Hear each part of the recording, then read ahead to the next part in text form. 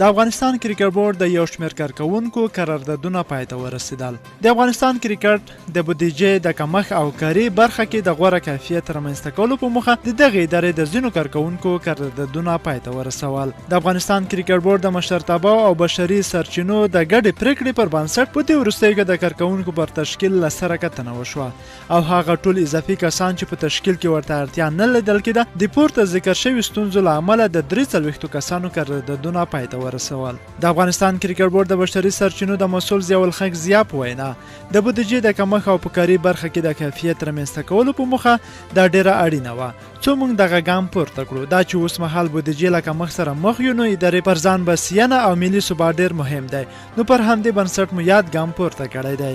هغه همدارنګه زیاته کړه د یاد شمېر کارکوونکو معاشونه د میاشتې شاوخوا 1 میلیون افغانۍ او د کال تقریبا 12 میلیون افغانۍ کېږي.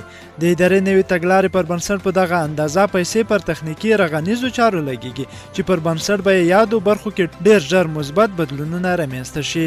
دغه راز د یادونې وړ ده چې د ادارې د پالیسۍ پر بنسټ به یادو ټولو کارکوونکو ته د راتلونکي سپټمبر میاشتې معاش هم لیږل کېږي.